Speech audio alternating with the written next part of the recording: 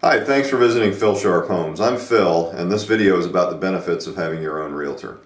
I could sum up this video right now in about 30 seconds by saying that the last time you purchased a car, the car salesman quite probably worked for the dealer, and his or her motivation was to achieve the highest possible commission for themselves, the best possible terms for the dealer, and see you out the door as quickly as possible so that they can move on to the next customer.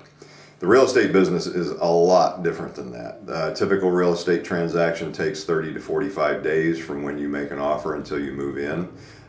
My experience and with my plan, typically closer to 30 days, but still a long process in which if your agent has twisted your arm, put the sales pitch on you, convinced you to purchase a home that maybe wasn't quite right, at some point in that process you're going to decide this isn't the house for me.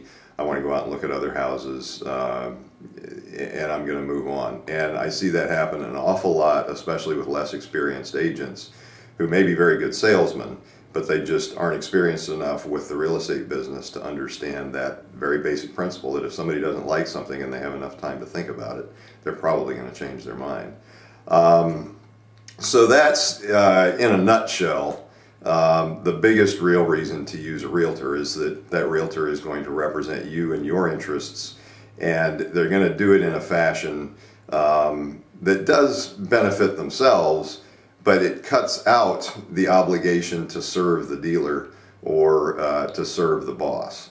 So in addition to that, a real estate agent representing you as a buyer is free to you. The way real estate transactions are structured, at least in the state of Washington and throughout most of the country, is that the seller offers their agent, the listing agent, a commission, typically somewhere between 5 and 6% of the purchase price. That agent then puts the home on the market, advertises it through the multiple listing service and other venues, and offers to split the commission with the buyer's representative. Now, don't fall into the trap of going to, let's say, a new construction site or calling on a sign and talking to the seller's representative or the seller's agent and having that agent tell you, oh, you'll get a better deal if you go through me, so on and so forth.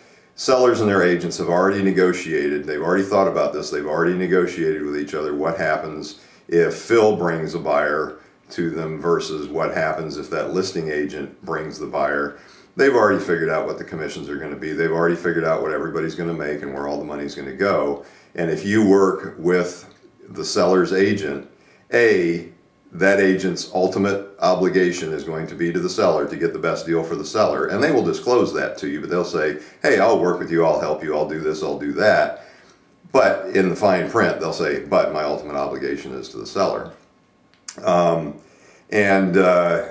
Secondly, they will tell you that, they can reduce their commission, they can do this, they can do that to make the deal sweeter to you. As I say, they've already signed a contract with the seller that spells out what the commission is.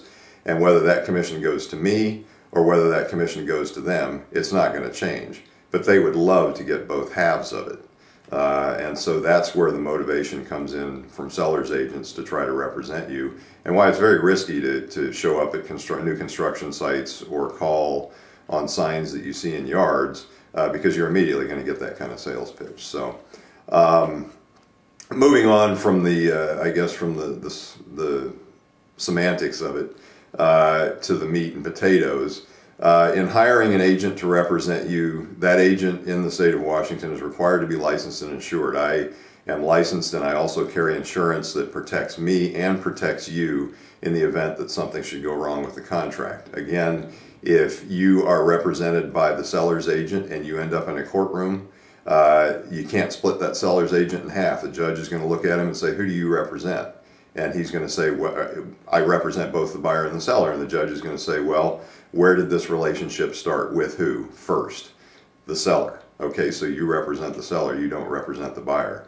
And that changes your whole position in that courtroom or in that arbitration or whatever. So something to keep in mind, again, in working with someone who really represents somebody else, you're going to take the back seat.